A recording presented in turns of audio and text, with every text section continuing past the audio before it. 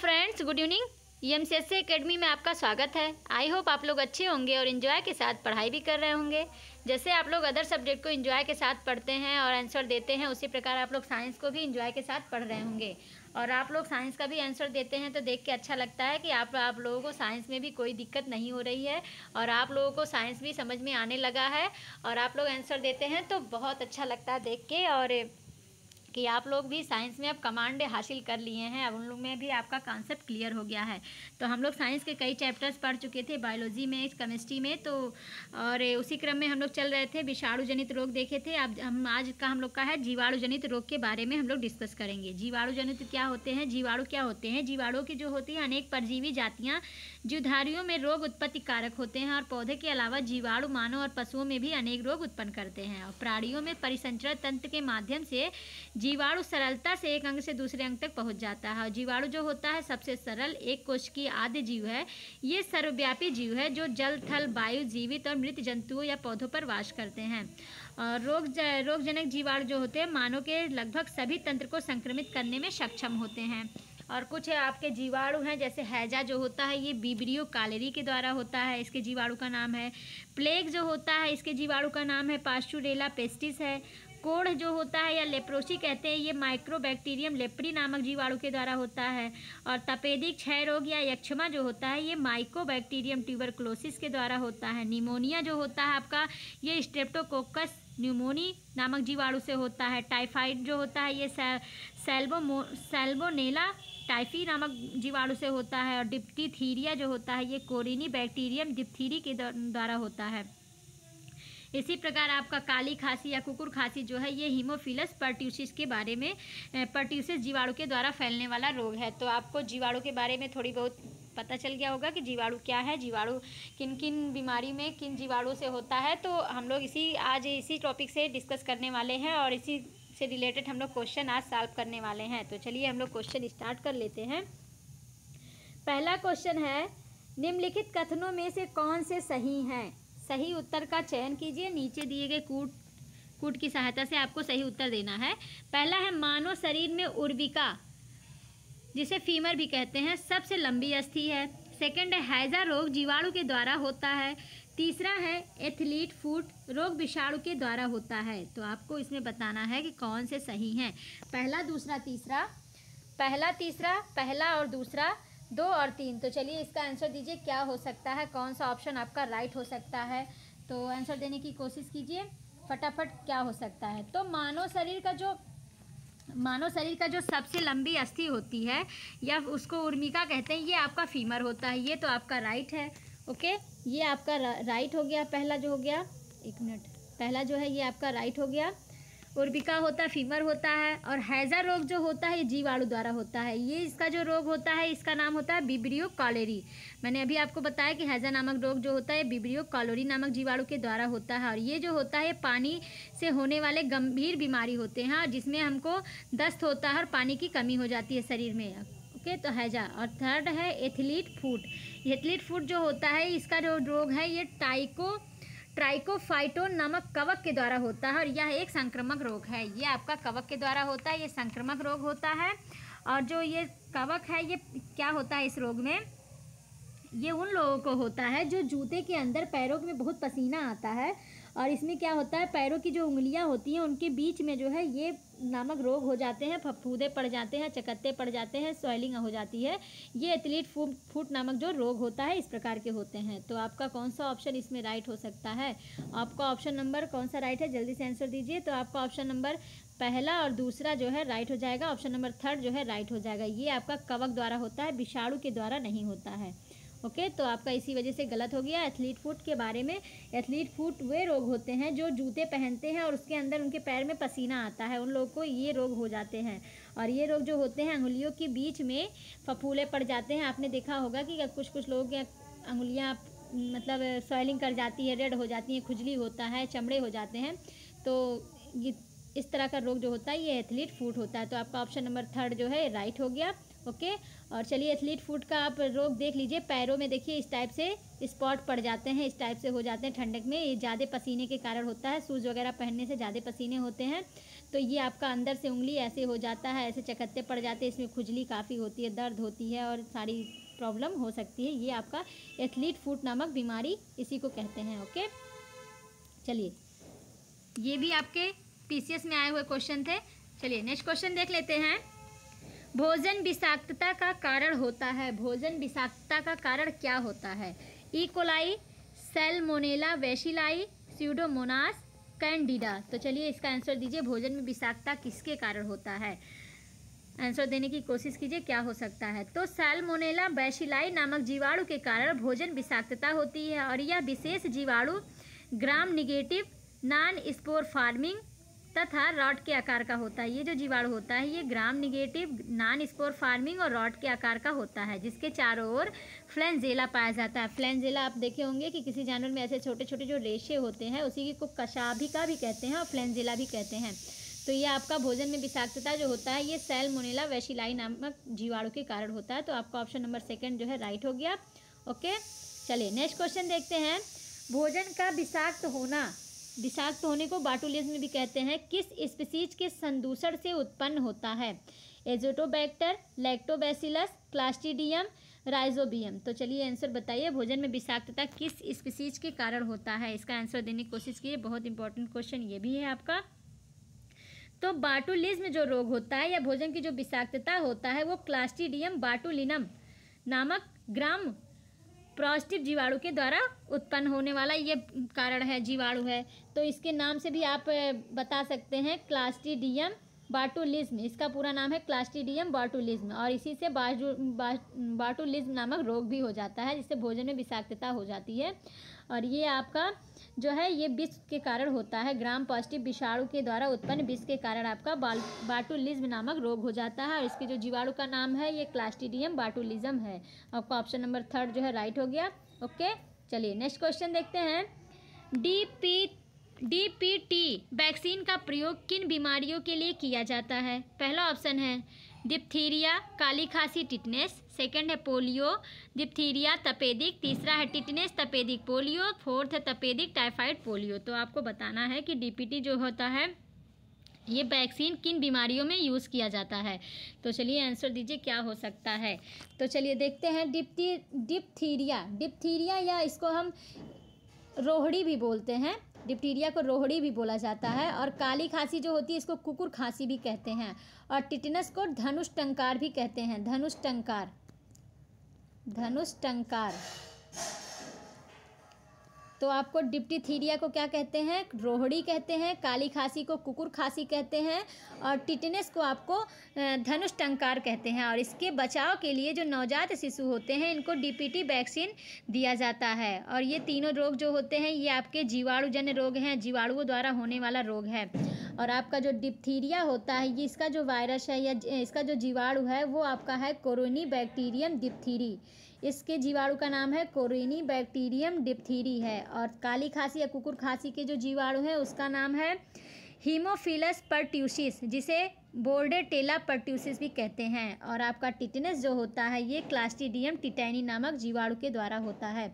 तो आपको इसमें पता चल गया होगा कि डीपीटी जो वैक्सीन है वो किस किस को दिया जाता है। और इसमें आपका डिप्थीरिया को किस नाम से पुकारते हैं? तो डिप्थीरिया को रोहड़ी कहते हैं, काली खांसी को कुकुर खांसी कहते हैं और धनुष टंकार, टिटनेस को धनुष टंकार कहते हैं। और ये नवजात शिशु को दिया जाने वाला वैक्सीन है। और ये तीनों बीमारी जो है जीवाणुओं द्वारा फैलता है। और डिप्थीरिया का जो जीवाणु होता है वो कोरोनीबैक्टीरियम डिप्थीरी होता है। और काली खांसी का जो जीवाणु होता है वो हीमोफिलस परट्यूसिस होता है। और आपका टिटनेस जो होता है ये क्लास्ट्रीडियम टिटैनी के द्वारा होता है। तो अब आपका ऑप्शन नंबर 1 जो है राइट हो गया होगा। आपको इस क्वेश्चन में कई सारे क्वेश्चन का आंसर मिल गया है। ओके, तो चलिए नेक्स्ट क्वेश्चन देखते हैं। बाटुलिज्म क्या है? भोज पदार्थ में होने वाला संक्रमण, भोज पदार्थ में होने वाला विषैलापन, जल जनित संक्रमण, जल जनित विषैलापन। तो चलिए आंसर दीजिए। इसका तो आंसर आप लोग अब बता ही सकते हैं क्योंकि हम लोग कई क्वेश्चन डिस्कस कर लिए बाटुलिज्म के बारे में, भोजन में विषाक्तता के बारे में। तो चलिए आंसर दीजिए, क्या हो सकता है? तो बाटुलिज्म या जो भोजन में विषाक्तता होता है ये क्लास्ट्रीडियम बाटुलिज्म नामक ग्राम पॉजिटिव जीवाणु के द्वारा उत्पन्न विष के कारण होता है। बाटुलिज्म क्या है? ये भोज्य पदार्थ में होने वाला विषैलापन है। तो आपका ऑप्शन नंबर सेकंड जो है राइट हो गया। ओके, चलिए नेक्स्ट क्वेश्चन देखते हैं। नवजात शिशु को ट्रिपल एंटीजन वैक्सीन निम्नलिखित में से किन रोगों से प्रतिरक्षित करने के लिए लगाई जाती है? आपको बताना है कि जो नवजात शिशु होता है, जो बच्चा जन्म लेता है उसे नवजात कहते हैं, जो तुरंत जन्म लिया हो उसे नवजात कहते हैं। तो उसे 3 ट्रिपल मतलब 3 और 3 एंटीजन वैक्सीन जो लगाई जाती है, 3 टीकों का उसमें क्या है, कौन से टीके हैं, किन बीमारियों से बचाव के लिए लगाए जाते हैं? तो चलिए आंसर दीजिए, क्या हो सकता है, किसके लिए लगाए जाते हैं? इसके बारे में भी मैंने आपको बता दिया कि किन किन रोग के लिए लगाए जाते हैं। आप अगर ध्यान से सुन रहे होंगे तो इसका आंसर देने में आपको कोई भी प्रॉब्लम नहीं होगी। तो चलिए आंसर दीजिए, क्या हो सकता है? ये जो ट्रिपल एंटीजन वैक्सीन होता है, एक मिनट, ट्रिपल एंटीजन वैक्सीन जो होता है ये 3 टीकों का मिश्रण होता है और इसमें डिप्थीरिया, टिटनेस और हुपिंग कफ की रोकथाम के लिए लगाए जाते हैं। और इसमें जो आपका कौन सा ऑप्शन राइट हो सकता है, मैंने आपको बताया कि आपका ऑप्शन नंबर इसमें आपका ये जो कुकुर खांसी होता है उसको हम काली खांसी भी कहते हैं। टिटनेस को क्या बोलते हैं? टिटनेस को धनुष टंकार कहते हैं। और आपका ये और क्या है, खसरा, एक मिनट बता रहे, डिप्थीरिया को क्या बोलते हैं? रोहड़ी बोलते हैं। तो आपका कौन सा ऑप्शन राइट होगा? आपका ऑप्शन नंबर सेकंड जो है राइट हो जाएगा। कुकुर खांसी को किस नाम से बोलते हैं? काली खांसी। और इसके लिए जो वैक्सीन दिया जाता है वो हीमोफिलस परट्यूसिस नामक जीवाणु से होता है। और टिटनेस जो होता है इसको हम धनुष्टंकार बोलते हैं, जिसका जो है जीवाणु का नाम है क्लास्ट्रीडियम टिटेनी है। और आपका डिप्थीरिया जो है इसको रोहड़ी कहते हैं। इसके लिए कोरोनी बैक्टीरियम डिप्थीरिया जीवाणु के द्वारा फैलने वाला बीमारी है। तो ये ट्रिपल एंटीजन जो वैक्सीन है वो कुकुर खांसी, टिटनेस और डिप्थीरिया के लिए दिया जाने वाला वैक्सीन है। और 3 टीके के कारण इसका नाम ट्रिपल रखा गया है। तो आपका ऑप्शन नंबर सेकंड जो है राइट हो गया। ओके, चलिए नेक्स्ट क्वेश्चन है। भारत में न्यूमोकोकल संयुग्मी वैक्सीन के उपयोग का क्या महत्व है? न्यूमोकोकल संयुग्मी वैक्सीन का क्या महत्व है? पहला है, यह वैक्सीन न्यूमोनिया और साथ ही तनिका शोथ और सेप्सिन के विरुद्ध प्रभावी है। सेकंड है, उन प्रतिजैविकियों पर निर्भरता कम की जा सकती है जो औषध प्रतिरोधी जीवाणुओं के विरुद्ध प्रभावी नहीं है। थर्ड है, इन वैक्सीन के कोई गौण प्रभाव नहीं है और ना ही ये वैक्सीन कोई प्रत्युर्जता संबंधी अभिक्रियाएं करती हैं। कूट के सहायता से आपको आंसर देना है, केवल एक और 2, केवल 3, केवल 1, 2, 3। तो आपको बताना है इसमें से कौन से हैं जो भारत में न्यूमोकोकल सैग्मो वैक्सीन के उपयोग के लिए महत्व रखता है। ये भी आपके आईएएस में आए हुए क्वेश्चन है और आईएएस 2020 में आया हुआ क्वेश्चन है। तो चलिए आंसर देने की कोशिश कीजिए, क्या हो सकता है? तो भारत सहित अधिकांश देशों में न्यूमोकोकल संयुग्मी वैक्सीन जो होता है, या इसी को हम बोलते हैं PCB13 जो होता है, ये 13 प्रकार के न्यूमोकोकस जीवाणु से उत्पन्न विभिन्न बीमारियों में प्रभावी होता है। और जिसमें से आपका न्यूमोनिया, तनिका शोथ और ये इसको तनिका शोथ को हम मेनिंजाइटिस भी बोलते हैं और सेप्सिन जो होते हैं ये सारे शामिल हैं आपके।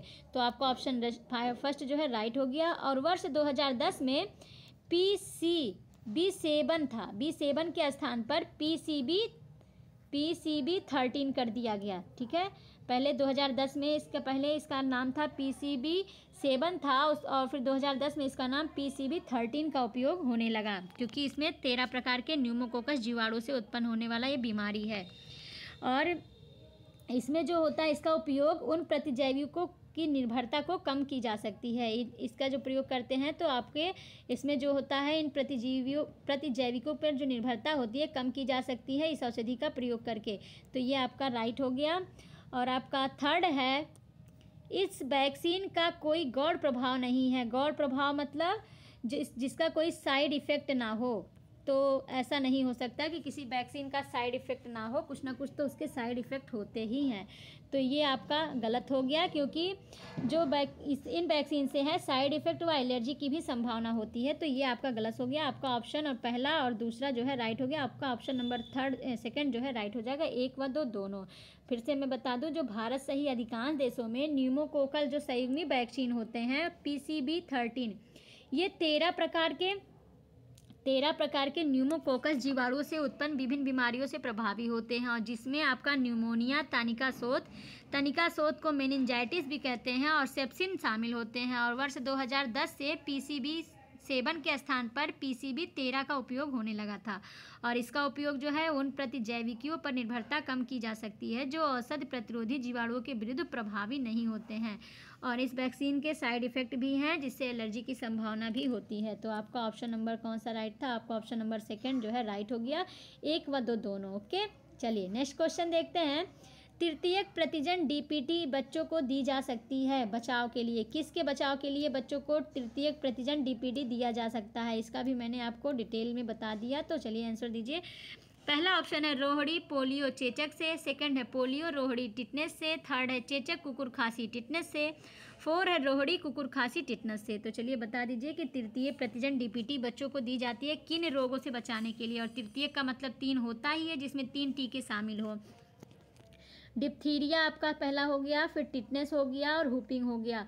हुपिंग, डिप्थीरिया, काली खांसी या टिटनेस या डिप्थीरिया, इन तीनों को बोल सकते हैं। तो आपका इसमें कौन सा ऑप्शन है? आपका ऑप्शन नंबर 4 जो है ये राइट हो जाएगा। रोहड़ी को डिप्थीरिया बोलते हैं, कुकुर खांसी को काली खांसी बोलते हैं, और टिटनेस को आपका धनुष्टंकार बोलते हैं। ये तीनों जो वैक्सीन होते हैं नवजात शिशु को डीपीटी वैक्सीन के रूप में दिया जाता है, और ये तीनों जीवाणुजन्य रोग हैं जिसमें रोहड़ी या डिप्थीरिया का जो जीवाणु है वो कोरोनी बैक्टीरियम डिप्थीरी है। कुकुर खांसी या काली खांसी का जो जीवाणु है वो हीमोफिलस पर्ट्यूसिस है, और आपका टिटनेस का जो है ये क्लास्ट्रीडियम टिटैनी नामक जीवाणु के द्वारा होता है। तो आपको समझ में आ गया कि तृतीय प्रतिजन डीपीटी जो है बच्चों को दी जाती है, उनमें 3 प्रकार के वैक्सीन होते हैं, रोहड़ी, कुकुर खांसी और टिटनेस का।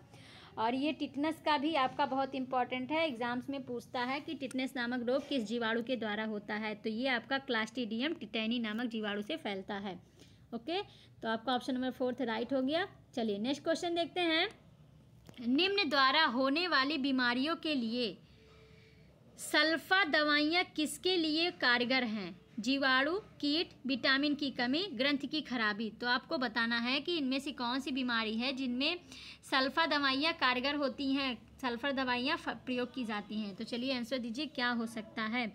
तो जीवाणुओं द्वारा जो होने वाली बीमारियों के लिए सल्फा दवाइयों का प्रयोग किया जाता है, और यह संश्लिष्ट दवाओं का एक समूह होता है जिसके अंतर्गत सल्फोमाइड, सल्फामेराजाइन, सल्फाडाइजिन इत्यादि आते हैं, और प्रोटानसिल, सीबाजोल आदि सल्फोनामाइड जो दवाओं का प्रकार है। और सबसे पहले इसका जो सल्फा ड्रग्स का है ये प्रोंटोसिल की खोज वर्ष 1932 में की गई थी। सबसे पहले जो सल्फा ड्रग्स प्रोंटोसिल है इसकी खोज 1932 ईस्वी में की गई थी। तो आपका ये क्या है बीमारी? सल्फा ड्रग्स जो दवा है ये जीवाणु के लिए है, जीवाणुओं द्वारा जो होने वाली बीमारी होता है उसमें हम सल्फा दवाइयों का यूज़ करते हैं। और सल्फा दवाई जो होती है संश्लिष्ट दवाओं का एक समूह होता है, इसके अंतर्गत सल्फोनामाइड, सल्फामेराजाइन और सल्फाडाइजिन इत्यादि आते हैं। और आपका जो सबसे पहला ड्रग्स है सल्फा ड्रग्स जो प्रोंटोसिल है इसकी खोज 1932 में की गई थी। ओके, तो आपका ऑप्शन नंबर 1 जो है राइट हो गया। चलिए नेक्स्ट क्वेश्चन है। निम्नलिखित में से एंटीबायोटिक है, एंटीबायोटिक इनमें से कौन सा है? पेनिसिलिन, एस्प्रिन, पैरासीटामोल, सल्फाडायाजीन, और उपयुक्त में से एक से अधिक या उपयुक्त में से कोई नहीं। तो आपको बताना इनमें से कौन सा आपका एंटीबायोटिक है। तो चलिए आंसर दीजिए क्या हो सकता है? तो आपका पेनिसिलिन और सल्फाडायाजीन ये जो दोनों है ये आपका एंटीबायोटिक दवाएं हैं, और एंटीबायोटिक का जो उपयोग होता है ये बैक्टीरिया जनित रोगों के उपचार के लिए किया जाता है। तो आपका इसमें ऑप्शन कौन सा राइट होगा? 5 राइट हो जाएगा, उपयुक्त में से एक से अधिक, क्योंकि पेनिसिलिन भी एंटीबायोटिक है और सल्फाडायाजीन भी एंटीबायोटिक है। तो आपका इसमें से ऑप्शन 5 राइट हो जाएगा, उपयुक्त में से एक से अधिक। ओके, चलिए नेक्स्ट क्वेश्चन देखते हैं। निम्नलिखित प्रतिसूक्ष्म जीवी औषधियों में से कौन सी यक्ष्मा और कुष्ठ दोनों की चिकित्सा के लिए उपयुक्त है? Isoniazid, aminosalicylic acid, streptomycin, rifampicin. तो आपको बताना है कि इनमें से कौन से प्रतिसूक्ष्म जीवी औषधि हैं जो यक्ष्मा किसको बोलते हैं? टीबी को बोलते हैं। टीबी नामक जो रोग होता है इसी को तपेदिक बोलते हैं, टीबी बोलते हैं, यक्ष्मा बोलते हैं। और कुष्ठ रोग जो होता है इन दोनों के लिए कौन सा इसमें उपयोगी है? तो चलिए आंसर दीजिए, ये भी आपके आईएएस में आए हुए क्वेश्चन है। तो पी एमिनो सैलिसिलिक एसिड जो होता है ये नामक प्रतिसूक्ष्म जीवी औषधि यक्ष्मा और कुष्ठ रोग जैसे जीवाणुजन्य रोगों की चिकित्सा के लिए उपयोग किया जाता है। आपका इसमें जो है एमिनो सैलिसिलिक एसिड जो होता है इसका प्रयोग है प्रतिसूक्ष्म जीवी औषधि यक्ष्मा और कुष्ठ रोग जैसे जीवाणुजन्य रोगों की चिकित्सा के लिए प्रयोग किया जाता है। तो आपका ऑप्शन नंबर 2 जो है राइट हो गया। ओके, चलिए नेक्स्ट क्वेश्चन है, निम्नलिखित में से कौन सा एक सल्फा औषधि है? सल्फा औषधि इसमें से कौन है? Penicillin, streptomycin, cibazole, aspirin. तो चलिए इसका आंसर दीजिए। इसका आंसर तो मैंने आपको पहले ही बता दिया है, तो आपको लेट ना करें, जल्दी से आंसर दीजिए क्या हो सकता है। तो आपका ये जो जीवाणु द्वारा होने वाली बीमारियों के लिए सल्फा दवाइयों का यूज़ करते हैं, और यह जो होता है ये संश्लिष्ट दवाओं का एक समूह होता है, और इसके अंतर्गत सल्फोनामाइड, सल्फामेराजाइन और सल्फाडाइजिन इत्यादि आते हैं। और आपका प्रांटोसिल, सिबाजोल आदि जो हैं ये सल्फोनामाइड दवाओं के प्रकार हैं। आपके जो सल्फा दवाएँ हैं उनके प्रकार जो होते हैं आपके प्रांटोसिल और सिबाजोल हैं। और प्रांटोसिल जो होते हैं इनकी जो खोज है सबसे पहले 1932 ईस्वी में किया गया था। तो इसमें आपका ऑप्शन नंबर 3 जो है राइट हो जाएगा। सिबासोल जो होता है ये सल्फा औषधि है। ओके, चलिए नेक्स्ट क्वेश्चन देखते हैं, निम्नलिखित में से कौन से भारत में सूक्ष्म जैविक रोग जनकों में बहु औषध प्रतिरोध के होने के कारण हैं? पहला ऑप्शन, कुछ व्यक्तियों में आनुवांशिक पूर्ववृत्ति जिसे जेनेटिक प्रीडिस्पोजिशन का होना है। सेकंड है रोगों के उपचार के लिए प्रतिजैविकों की गलत खुराक देना। तीसरा है आपका पशुधन फार्मिंग में प्रतिजैविकों का इस्तेमाल करना। फोर्थ है कुछ व्यक्तियों में चिरकालिक रोगों की बहुलता होना। तो आपको बताना है कूट की सहायता से कौन से सही हैं, पहला दूसरा तीसरा, पहला तीसरा चौथा, दूसरा तीसरा चौथा। तो चलिए बता दीजिए कौन सा ऑप्शन आपका राइट हो सकता है। भारत में जो सूक्ष्म जैविक रोग जनकों में बहु औषधि प्रतिरोध का काम कौन से करते हैं, कौन कौन से कारण हैं? तो भारत में सूक्ष्म जैविक रोग जनकों में बहु औषधि प्रतिरोध उत्पन्न होने के प्रमुख कारण हैं। इसके कई कारण हैं, जैसे पहला कारण हो गया कि सूक्ष्म जैविकों में उत्परिवर्तन, जीन हस्तांतरण, प्रतिरोधी जीनों के विकास आदि के माध्यम से होने वाला जो परिवर्तन है ये आपका इसका प्रमुख कारण है। सेकंड कारण जो है वो गलत रोग निदान, जिसके कारण रोगी को चिकित्सक कभी कभी अनावश्यक सूक्ष्म जीव रोधी औषधियाँ भी दे देते हैं, ये भी इसका कारण है। तीसरा जो है रोगी द्वारा उपचार के लिए प्रतिजैविकों का कोर्स पूरा नहीं करना या उनकी गलत खुराकें लेना, बगैर डॉक्टरी सलाह के दवाएं लेना, ये सारा भी इसका कारण है। और फोर्थ है पशुधन फार्मिंग में प्रतिजैविकों का बढ़ता प्रयोग। और फिफ्थ जो है फार्मास्यूटिकल उद्योग और अस्पतालों के अधिशोधित कचरे द्वारा पर्यावरणीय संदूषण। तो आपका इसमें कौन सा राइट हो सकता है? तो चलिए पहला देख लेते हैं। पहला जो आपका कह रहा है कुछ व्यक्तियों में आनुवांशिक पूर्ववर्ती जेनेटिक, तो इसमें जेनेटिक की कहीं बात ही नहीं हुई। जो मैंने आपको कारण बताया उसमें कहीं जेनेटिक की बात नहीं हुई, बल्कि म्यूटेशन की बात हुई है। उत्परिवर्तन, जीन हस्तांतरण, प्रतिरोधी जीनों के विकास, ये सारी बात जो होती हैं ये व्यक्तियों में होते हैं। सूक्ष्म जैवों में ये होने वाले परिवर्तन है, बल्कि ये आनुवांशिक पूर्ववर्ती परिवर्तन इसमें नहीं होता है। तो ये आपका गलत हो गया। सेकंड है रोगों के उपचार के लिए प्रतिजैविकों की गलत खुराक, तो ये आपका राइट है। रोगों के उपचार के लिए प्रतिजैविकों का कोर्स कभी कभी पूरा नहीं होता है, या गलत दवाएं देते हैं, या डॉक्टर के सलाह के बगैर हम दवा लेते हैं, तो ये आपका राइट हो गया। ये आपका राइट हो गया सेकंड। थर्ड है पशुधन फार्मिंग में प्रतिजैविकों का इस्तेमाल, प्रतिजैविक मतलब एंटीबायोटिक्स का इस्तेमाल, ये भी आपका इसमें है। और फोर्थ है कुछ व्यक्तियों में चिरकालिक रोगों की बहुलता, तो आपको इसमें भी आपने देखे कि कुछ व्यक्तियों में चिरकालिक रोगों की बहुलता, मतलब लंबे समय से जो बहुलता है, ये ऐसा कोई इसमें कारण नहीं है, तो ये भी आपका गलत है। तो आपका केवल कौन सा सही हो जाएगा? दूसरा और तीसरा आपका राइट हो जाएगा। दूसरा और तीसरा आपका सही है। ओके, चलिए नेक्स्ट क्वेश्चन देख लेते हैं। ये भी आपके आईएएस में आए हुए क्वेश्चन थे। चलिए नेक्स्ट देखते हैं। विश्व स्वास्थ्य संगठन के अनुसार आज के समय में सर्वाधिक संख्या में लोगों के प्राण लेने वाला रोग है एड्स, यक्ष्मा, मलेरिया, इबोला। को बताना है कि विश्व स्वास्थ्य संगठन WHO के अनुसार जो आज के समय में सबसे ज़्यादा लोगों की मृत्यु हो रही है वो किस रोग के कारण हो रही है, ये आपको बताना है। एड्स है, यक्ष्मा है, मलेरिया है, इबोला है।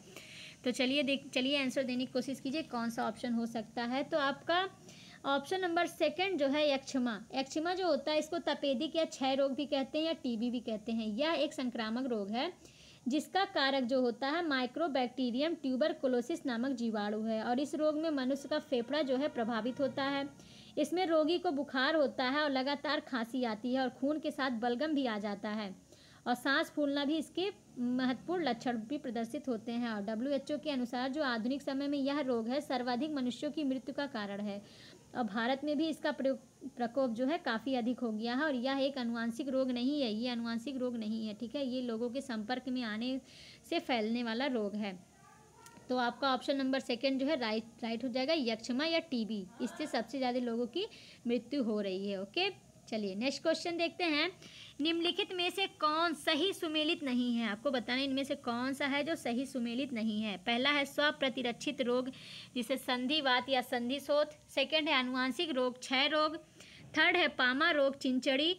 फोर्थ है मानसिक रोग मनोविदलता। तो आपको बताना है इनमें से कौन सा सुमेलित नहीं है। तो इसका आंसर तो आप लोग दे सकते हैं। अभी मैंने आपको बताया, जो डिटेल बताया, ये ध्यान से सुन रहे होंगे तो आप लोग को कोई भी दिक्कत नहीं होगी। इसमें फटाक से आप लोग आंसर दे सकते हैं कि कौन सा ऑप्शन है। तो चलिए बात कर लेते हैं स्वप्रतिरक्षित रोग। स्वप्रतिरक्षित रोग क्या होते हैं?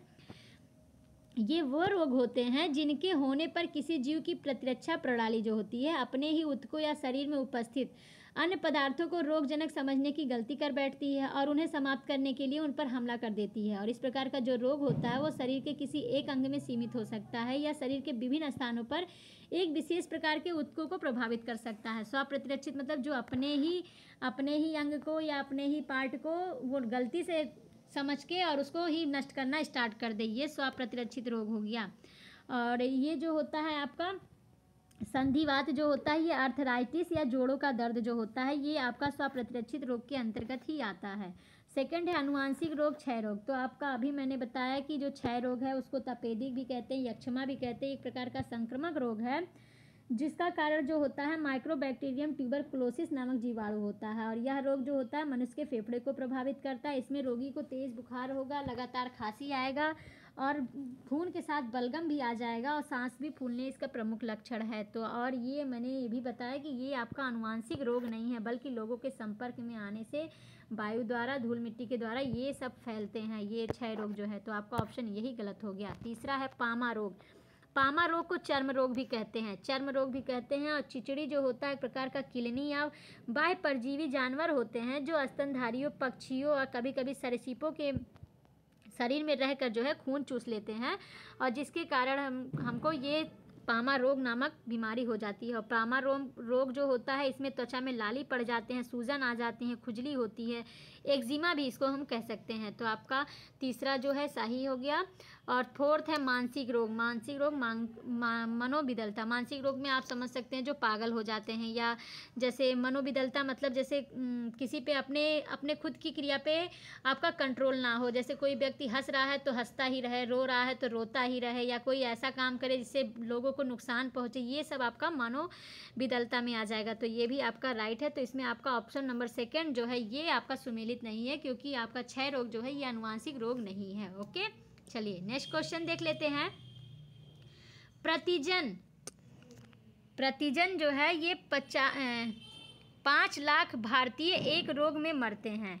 आपको बताना है कि प्रतिवर्ष 5 लाख भारतीय एक रोग से मरते हैं। इनकी पहचान करें कि प्रतिवर्ष जो 5 लाख व्यक्ति मरते हैं वो किस बीमारी से मरते हैं, इसको आपको बताना है। इंसेफेलाइटिस, एड्स, कैंसर, क्षय रोग। तो चलिए इसका आंसर क्या हो सकता है, जल्दी से बताइए आप कौन सा ऑप्शन आपका राइट हो सकता है। तो आपका इसमें ऑप्शन नंबर 4 जो है राइट हो जाएगा, क्षय रोग। मैंने आपको बताया कि यक्षमा और तपेदिक का क्षय रोग जो है एक संक्रामक रोग है जिसका कारक जो है माइक्रोबैक्टीरियम ट्यूबरकुलोसिस नामक जीवाणु है और इस रोग में मनुष्य का फेफड़ा प्रभावित होता है। इसमें रोगी को तेज़ बुखार, लगातार खांसी, खून के साथ बलगम आना, सांस फूलना इत्यादि लक्षण प्रदर्शित होते हैं। और विश्व स्वास्थ्य संगठन के अनुसार आधुनिक समय में या वर्तमान समय में यह रोग सर्वाधिक मनुष्यों की मृत्यु का कारण है और लगभग भारत में भी इसका प्रकोप काफ़ी अधिक हो गया है। तो आपका क्षय रोग जो है इससे लगभग 5 लाख भारतीय प्रतिवर्ष मरते रहते हैं। तो आपका ऑप्शन नंबर 4 जो है राइट हो गया। ओके, चलिए नेक्स्ट क्वेश्चन देखते हैं। क्षय रोग जिसे टीबी कहते हैं के परीक्षण हेतु विशिष्ट परीक्षण है। क्षय रोग के परीक्षण हेतु कौन सा इसमें से है जो विशिष्ट परीक्षण है? रॉबर्ट का परीक्षण, बिडाल का परीक्षण, कान का परीक्षण, मैट्रॉक्स का परीक्षण। तो चलिए आंसर बताइए क्या हो सकता है। तो तपेदिक या क्षय रोग या टीबी जो होता है ये संक्रमण के परीक्षण हेतु टीबी रक्त परीक्षण किया जाता है और इसे ही मैट्रॉक्स ट्यूबरक्यूलिन त्वचा परीक्षण भी कहते हैं। टीबी रक्त परीक्षण को मैट्रॉक्स ट्यूबरक्यूलिन त्वचा परीक्षण भी कहते हैं और इस परीक्षण में हाथ के निचले हिस्से की जो त्वचा में ट्यूबरक्यूलिन नामक तरल की अल्प मात्रा इंजेक्शन के रूप में लगाई जाती है और इंजेक्शन लगाने के 48 से 72 घंटे बाद हाथ पर इसके प्रभाव का अध्ययन किया जाता है। तो आपका इसमें कौन सा ऑप्शन होगा? आपका ऑप्शन नंबर 4 जो है राइट हो जाएगा, मैट्रॉक्स का परीक्षण। क्षय रोग का जो परीक्षण करते हैं उसके लिए हम क्या करते हैं कि मैट्रॉक्स ट्यूबरक्यूलिन जो होता है ये त्वचा परीक्षण होता है। इस परीक्षण में हाथ के निचले हिस्से के त्वचा में ट्यूबरक्यूलिन नामक तरल की एक अल्प मात्रा लेके इंजेक्शन लगाया जाता है। फिर इसके 48 से 72 घंटे बाद इसके प्रभाव से अध्ययन किया जाता है कि आपकी ये बीमारी किस टाइप की है। ओके, तो आपका ऑप्शन नंबर 4 राइट हो गया। चलिए नेक्स्ट क्वेश्चन देखते हैं। टिटनेस नामक रोग निम्न नाम से जाना जाता है। टिटनेस नामक रोग किस नाम से जाना जाता है? ग्रेगिन, सिंगल्स, लाक्सा, काली खांसी। तो चलिए आंसर दीजिए क्या हो सकता है। टिटनेस को और किन नाम से जानते हैं? टिटनेस का मैंने एक और नाम आपको बताया था, तो जल्दी से कमेंट कीजिए कि मैंने आपको कौन सा नाम बताया टिटनेस का। चलिए आंसर दीजिए, फटाफट आंसर दीजिए। तो टिटनेस जो होता है या उसको हम धनुष टंकार भी कहते हैं। तो टिटनेस या धनुष टंकार वह रोग होता है जिसमें रोगी का शरीर धनुष की तरह टेढ़ा होकर अकड़ जाता है और यह एक घातक संक्रामक रोग है जो क्लास्ट्रीडियम टिटेनी नामक जीवाणु के कारण होता है और इस रोग को हम लॉक्सा नाम से भी जानते हैं। लॉक्सा नाम से, और कभी कभी आपको लॉक्सा स्पेलिंग के रूप में इस तरह से आ जाएगा, लॉक्सा के रूप में के नाम से जानते हैं। तो आपका कौन सा ऑप्शन राइट है? आपका ऑप्शन नंबर 3 जो है राइट हो गया। टिटनेस को धनुष टंकार भी कहते हैं और इसको हम लॉक्सा भी कहते हैं। धनुष टंकार क्यों कहते हैं? क्योंकि रोगी के जो शरीर होता है वो धनुष के आकार के हिसाब से टेढ़ा हो जाता है। जैसे धनुष टेढ़ा होता है वैसे हमारे शरीर भी टेढ़े हो जाते हैं, आकड़ हो जाते हैं। इसे हम टिटनेस या धनुष टंकार कहते हैं और इस रोग को लॉक्सा नाम से भी जाना जाता है। ओके, चलिए नेक्स्ट क्वेश्चन देखते हैं। निम्नलिखित में से कौन संक्रमित मच्छर के काटने से नहीं होता है? प्लेग, पीत ज्वर, मलेरिया, डेंगू। तो आपको बताना इनमें से कौन से रोग हैं जो मच्छर के काटने से नहीं होते हैं। तो आपको तो इसका भी आंसर पता होगा, तो चलिए आंसर दीजिए क्या हो सकता है। तो आपका प्लेग जो होता है एक संक्रामक या संसर्ग रोग होता है जो कि विशेष जीवाणु पास्चुरेला पेस्टिस द्वारा होता है और इसमें मच्छर का कोई योगदान नहीं होता। यह रोग जो होता है सबसे पहले चूहे को हुआ था और चूहे के शरीर पे पिल्लू रहते हैं। पिल्लू जो छोटे छोटे कीट के रूप में परजीवी होते हैं, ये उनके शरीर पे रहते हैं जो इनका संदूषित रक्त जो है चूसते रहते हैं और उसके बाद रोग के जो जीवाणु होते हैं वो पिस्सुओं में पहुंच जाते हैं और पिस्सुओं के काटने से रोग के जीवाणु शरीर में पहुंचकर प्लेग रोग उत्पन्न कर देते हैं। तो आपका कौन सा ऑप्शन राइट होगा? आपका ऑप्शन नंबर 1 जो है राइट हो जाएगा। प्लेग जो है एक प्रकार का संक्रामक या संसर्ग रोग है जो विशेष प्रकार का जीवाणु पास्चुरेला पेस्टिस द्वारा होता है और इसमें मच्छर का योगदान नहीं होता है। यह रोग सबसे पहले चूहे पे मिला। चूहे के शरीर पे पिल्लू पाए जाते हैं जो उनके रक्त को चूसते रहते हैं और वो पिल्लू जो होते हैं जब किसी व्यक्ति के संपर्क में आते हैं, किसी व्यक्ति को काटते हैं तो व्यक्ति को प्लेग नामक रोग हो जाता है। तो आपका ऑप्शन नंबर 1 जो है राइट हो गया। ओके, चलिए नेक्स्ट क्वेश्चन और आज का लास्ट क्वेश्चन। निम्नलिखित जोड़ों में किसका सुमेल है? आपको बताना इनमें से कोई एक है जो सुमेलित है। निमोनिया फेफड़े, मोतियाबिंद थायराइड ग्रंथि, पीलिया आँख, मधुमेह यकृत। तो आपको बताना इनमें से कौन सा एक है जो आपका सुमेलित है, बाकी तीनों गलत हैं। तो चलिए जल्दी से बताइए कौन सा ऑप्शन आपका राइट हो सकता है। तो चलिए देख लेते हैं। पहला जो है निमोनिया। निमोनिया जो होता है ये फेफड़े का एक रोग होता है और जो कि स्ट्रेप्टोकोकस निमोनी नामक जीवाणु द्वारा होता है। ये आपका राइट हो गया, निमोनिया जो फेफड़ों द्वारा होता है। सेकंड है मोतियाबिंद। तो बहुत ईजी क्वेश्चन, आप तो इसको बता सकते हैं कि मोतियाबिंद लोगों के किस अंग में होता है। तो मोतियाबिंद जो होता है ये आपका आँख का बीमारी है, ये आपका आँख का बीमारी है, थायराइड का नहीं होगा, तो ये आपका गलत हो गया। और पीलिया जो होता है ये आपका यकृत का रोग है। पीलिया जो है ये आपका यकृत का रोग है, तो इसमें आपका आँख जो होगा ये आँख नहीं हो सकता क्योंकि यहाँ यकृत होगा, ये भी आपका गलत हो गया। और फोर्थ जो दे रहा है मधुमेह, मधुमेह जो आपका यकृत रोग दे रहा है। मधुमेह आपका कहाँ का रोग है, जल्दी बताइए। तो मधुमेह जो होता है ये इंसुलिन नामक हार्मोन की कमी से होता है, और इंसुलिन का जो स्राव होता है वो अग्न्याशय की लैंगरहैंस की दीपिकाओं की बीटा कोशिकाओं द्वारा होता है। तो आपका कौन सा एक सुमेलित है, जल्दी से आंसर दीजिए कौन सा था। तो आपका निमोनिया जो है ये राइट हो गया। निमोनिया जो होता है फेफड़े का एक रोग होता है जो कि स्ट्रेप्टोकोकस निमोनी नामक जीवाणु द्वारा होता है, और इसमें जब रोगी को ठंड लग जाता है तो बुखार आता है। तो आपका ऑप्शन यही राइट हो गया। और सेकंड में मोतियाबिंद जो है थायराइड नहीं बल्कि आँख से संबंधित है। पीलिया जो है ये आँख से नहीं बल्कि यकृत से संबंधित है। और आपका मधुमेह जो है ये अग्न्याशय से संबंधित है। तो आपका इसमें ऑप्शन नंबर फर्स्ट जो है ये सही सुमेलित है। फर्स्ट जो है सही सुमेलित है। तो इस प्रकार फ्रेंड आपको आज का सेशन अच्छा लगा होगा और नई नई बीमारियों के बारे में आपको जानकारी प्राप्त हुई होगी, नए वायरस के बारे में, नए जीवाणु के बारे में और रोगों के क्या लक्षण हैं, इन सारी चीज़ों के बारे में जान के आप लोग को अच्छा लगा होगा। आप लोग इंटरेस्टिंग तरीके से आपको क्वेश्चन भी सॉल्व किए होंगे। तो आप लोग वीडियो को ध्यान से पढ़ा करें, बार बार रिवीजन किया करें, और वीडियो के लास्ट में आप लोग ज़रूर कमेंट करके बताया करें कि आप लोग को वीडियो से कितनी नॉलेज प्राप्त हुई, कितनी क्या चीज़ें आपको अच्छी लगी, कौन सी चीज़ें आपको नई जानकारी मिली हैं। तो आप लोग आज से ही आप लोग कमेंट करना स्टार्ट कर दीजिए कि आप लोगों को कौन सा चीज़ अच्छा लग रहा है, कौन से पॉइंट अच्छे लग रहे हैं, कौन सी नई नॉलेज आपको प्राप्त हुई है। तो आज के लिए बस इतना ही, अब मिलते हैं नेक्स्ट वीडियो में। तब तक के लिए thank you so much all friends.